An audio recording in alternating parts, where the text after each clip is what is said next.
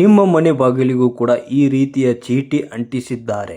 ಹಾಗಾದ್ರೆ ಏನಿದು ಚೀಟಿ? ಈ ಒಂದು ಚೀಟಿಯನ್ನ ನಿಮ್ಮ ಮನೆ ಬಾಗಿಲಿಗೆ ಏಕೆ ಅಂಟಿಸಿದ್ದಾರೆ? ರಾಜ್ಯದಲ್ಲಿ ಎಲ್ಲಿ ನೋಡಿದರೂ ಕೂಡ ಪ್ರತಿ ಮನೆ ಬಾಗಿಲಿಗೂ ಕೂಡ ಈ ಒಂದು ಚೀಟಿಯನ್ನ ಅಂಟಿಸಿರುವುದು ಏಕೆ? ಸಾಕಷ್ಟು ಜನರು ಕೂಡ ಕೇಳ್ತಾ ಇದ್ದೀರಾ.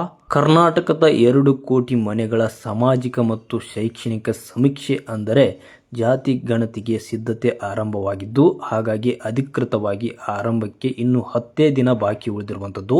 ಹೀಗಾಗಿ ರಾಜ್ಯದ ಎಲ್ಲಾ ಮನೆ ಬಾಗಿಲಿನ ಬಳಿ ಈಗಾಗಲೇ ಸ್ಟಿಕ್ಕರ್ಗಳನ್ನ ಅಂಟಿಸಲಾಗಿದೆ. ಪ್ರತಿ ಮನೆ ಬಾಗಿಲಿಗೂ ಕೂಡ ಈ ಒಂದು ಸ್ಟಿಕ್ಕರ್ ಅನ್ನ ಕಾಣ್ತೀವಿ. ಅಪಾರ್ಟ್ಮೆಂಟ್ ಪ್ಲಾಟ್ಗಳೇ ಇರಲಿ, ಎಲ್ಲಾ ಕಡೆ ರಾಜ್ಯದ ಹಿಂದುಳಿದ ವರ್ಗಗಳ ಆಯೋಗವು ಕೊಟ್ಟಿರುವಂತಹ ಸ್ಟಿಕ್ಕರ್ಗಳನ್ನ ವಿದ್ಯುತ್ ಇಲಾಖೆಯ ಸಿಬ್ಬಂದಿಗಳ ಮೂಲಕ ಪ್ರತಿ ಮನೆ ಬಾಗಿಲಿಗೂ ಕೂಡ ಇವಾಗ ಅಂಟಿಸಿರಲಾಗಿರುವಂಥದ್ದು.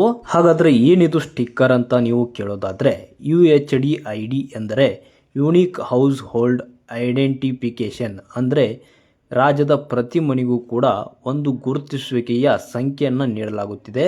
ಈ ಸಂಖ್ಯೆಯನ್ನು ಹೊಂದಿರುವಂತಹ ಸ್ಟಿಕ್ಕರ್ ಅನ್ನು ವಿದ್ಯುತ್ ಪ್ರಸರಣ ಕಂಪನಿಗಳಾದಂತಹ ಹೆಸ್ಕಾಂ, ಜೆಸ್ಕಾಂ, ಬೆಸ್ಕಾಂ, ಮೆಸ್ಕಾಂ, ಸೆಸ್ಕಾಂ ಸಿಬ್ಬಂದಿ ಪ್ರತಿ ಮನೆ ಬಾಗಿಲಿಗೂ ಕೂಡ ಅಂಟಿಸುತ್ತಿದ್ದಾರೆ.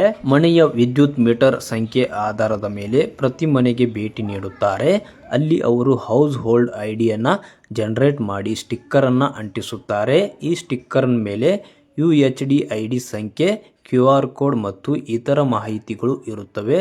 ಇದು ಸಮೀಕ್ಷೆಯ ಮುಂದಿನ ಹಂತಗಳಿಗೆ ತುಂಬಾನೇ ಅಗತ್ಯವಾಗಿರುತ್ತದೆ.